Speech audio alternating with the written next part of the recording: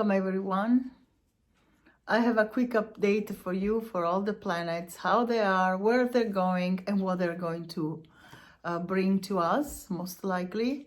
Vedic astrology is quite accurate. Of course, the final saying is always in the hands of God with a capital G.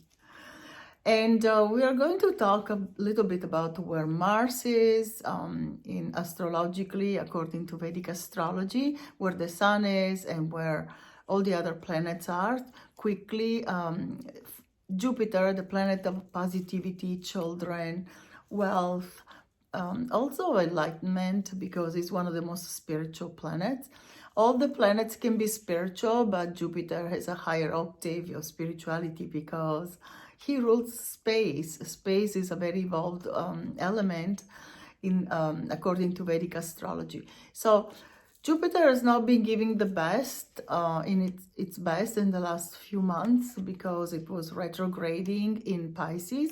And on the 23rd, just the day before Thanksgiving in the United States, Jupiter goes direct. And this is great news for everyone, but particularly for those who have felt like kind of stuck in their spiritual life, or also stuck in finances, or stuck maybe have been worried about their children. So good news for all those issues regarding, that's what I said, so it would be banks, it would be also somewhat space travel, and also anything regarding optimism, evolution of the human species and everything. So Jupiter going direct means that it ends that thing called Vakri. Vakri is the retrograde, when the planets act a little bit erratically and also out of character. So if Jupiter rules divine intelligence or wisdom, etc., all those things were a little bit off. So you might have noticed people or teachers even acting differently, or maybe their teachings didn't resonate with you. So also education will get a boost. And the other thing I wanted to tell you is like Mars is retrograding and is now in Taurus, and that means that Mars will stay in Taurus until March. So that's a very long time. Taurus people have been having these issues with Mars. For some people, it's been a rush to accumulate wealth, because Taurus is about financial stability a lot and also feeling secure. But with a retrograde Mars on your, and Mars and Venus are not really enemies, but they're not really the best buddies, because Venus really only, the ruler of Taurus, gets along with Saturn and Mercury, and sometimes also the lunar nodes, but so Rahu and Ketu. But with Mars, it's like a conflictual relationship. They create passion together, but also some conflicts. So Taurus people I know have had some issues, some difficulties, relationships have ended, or there's been a lot of conflict, or maybe for other people it might have been the finances, because it's the second house. So Mars will be retrograde in Taurus until the 13th of January. After the 13th, Mars will start getting a little more stable. It will not cause so much havoc. So again, retrogrades are not easy. And then let's talk about the Sun, Venus, and Mercury. They are now in Scorpio. Scorpio is a sign that is very interesting because it's all about going deep into research and metaphysics.